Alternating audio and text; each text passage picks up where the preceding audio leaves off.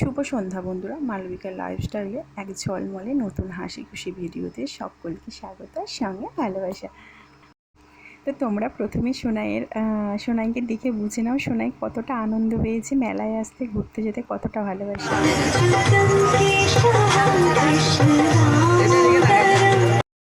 তো বন্ধুরা, ভিডিওটা স্টার্ট করার আগে কিছু কথা বলি। যদি তোমাদের ভিডিওটা ভালো লেগে থাকে তাহলে একটা লাইক করে দিও, স্কিপ না করে পুরো ভিডিওটা দেখার চেষ্টা করো। ভিডিওটাতে তোমাদের যদি কিছু দেখতে প্রবলেম হয়, ভিডিওটার মধ্যে যদি কিছু প্রবলেম হয়ে থাকে সেটা আমাকে কমেন্টে বলো এবং সেটা পরের বার থেকে আমি ঠিক করার চেষ্টা করব। না হলে আমি তো বুঝতেই পারবো না কি আমার প্রবলেম, কি আমার ভুল। ভুল তো মানুষ মাত্রই হয়, তাই না বন্ধুরা? তো চলো ভিডিওর মধ্যে ঢুকে যাই এবার। আজ হচ্ছে মঙ্গলবার, আর ভিডিওটা ছাড়তে কয়দিন লেট হয়ে গেল, কারণ হচ্ছে ফোনে ব্যালেন্স শেষ হয়ে গেছিলো তার জন্য। আর 2 দিন ধরে নাকি উল্টো রথ হয়েছে, এবারে সোমবার মঙ্গলবার। তো মঙ্গলবারে তোমাদের দাদাভাইয়ের তো ছুটি ছিল, তো তাই জন্য মঙ্গলবারই এলাম। আর এদিকে তোমাদের দাদাভাই তো বাড়িতে গিয়েছিল, তার জন্য 2 দিন লেট হয়ে গেছে। রবিবার গিয়েছিল, এসেছে হচ্ছে মঙ্গলবার সকালবেলা, তার জন্য বিকালবেলা বেরোলাম মেলা দেখতে।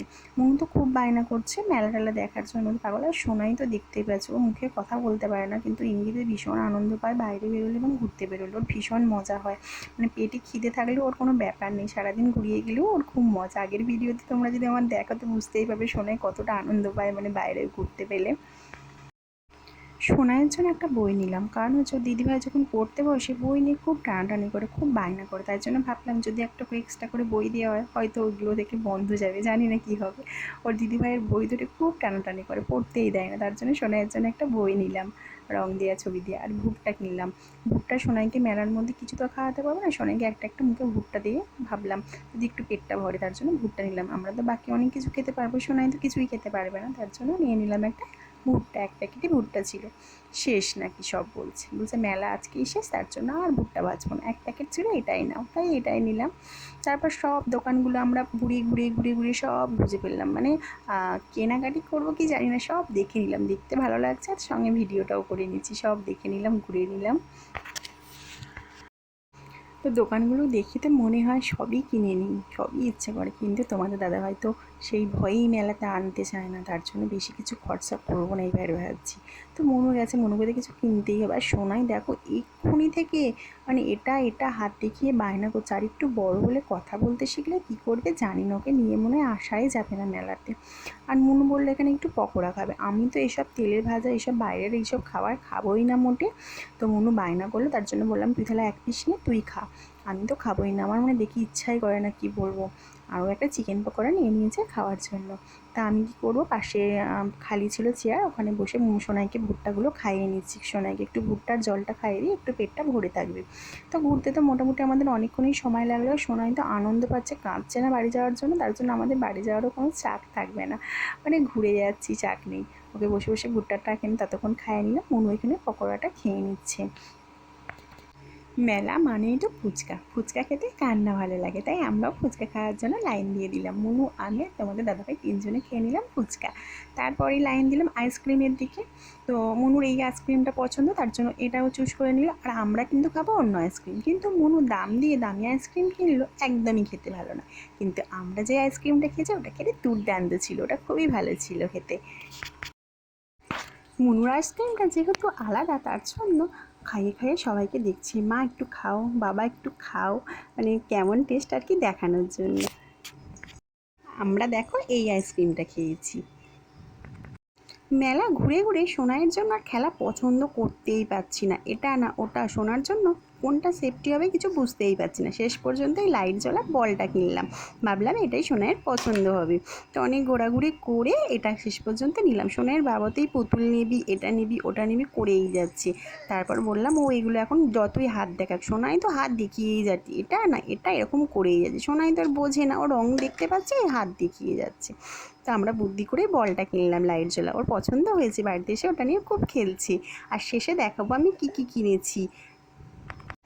প্রেমে পড়ে কীভাবে অবস্থা খারাপ হয় সেটা কিন্তু আজকে আমি ভালোভাবে বুঝতে পেরেছি। আর আমি মেলায় এসে কার প্রেমে পড়েছি সেটা তো অবশ্যই বলবো। এক একটা মানুষ দেখবে, ছেলে কিংবা মেয়ে, এত সুন্দর গুছিয়ে এমনভাবে কথা বলে, আমরা কিন্তু অনেক সময় কথাগুলো শুনতে ভালোবাসি এবং কথাগুলো শুনতে ভালো লাগে। দেখবে ভাবি হয়তো সেই কথাগুলো শুনবো না বা ভালো লাগে না, এরকম তো সবাই বলে, কিন্তু বারবার যদি একইভাবে ওই রকম সুন্দর কথাটা আমরা শুনি, শুনে শুনে কিন্তু আমরা প্রেমে পড়ে যাওয়ারই কথা।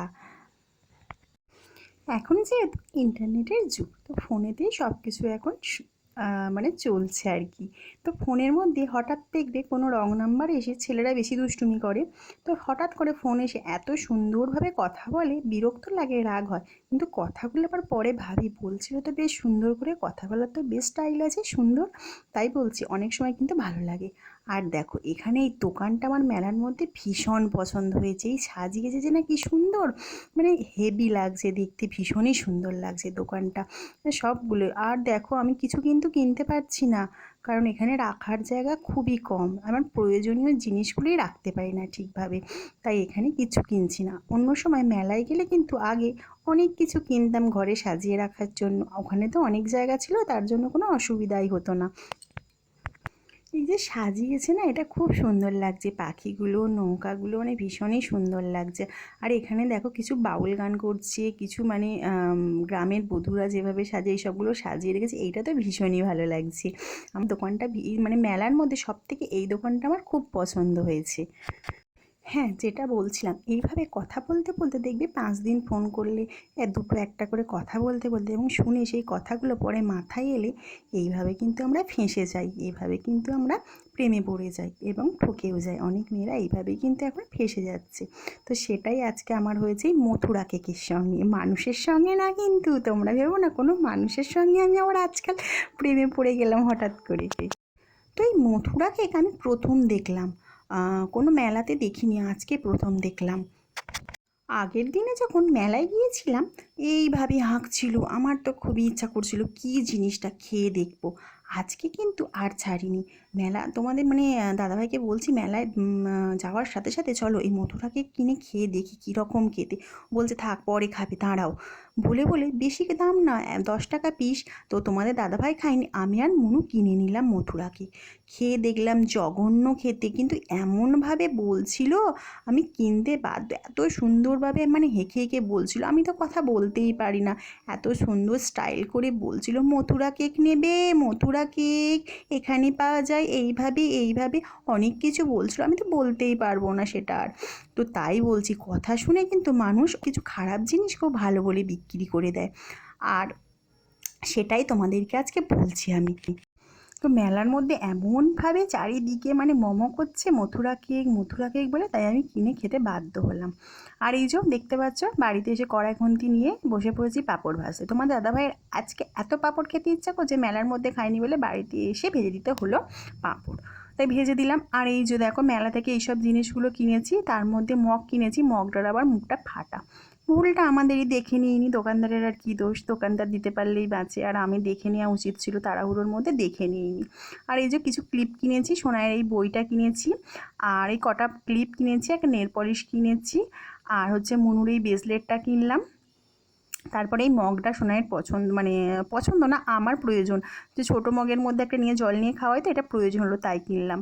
আর দেখো ভিডিওটা কেমন লাগলো, ভালো লেগেছে লাইক করে দিও, টাটা।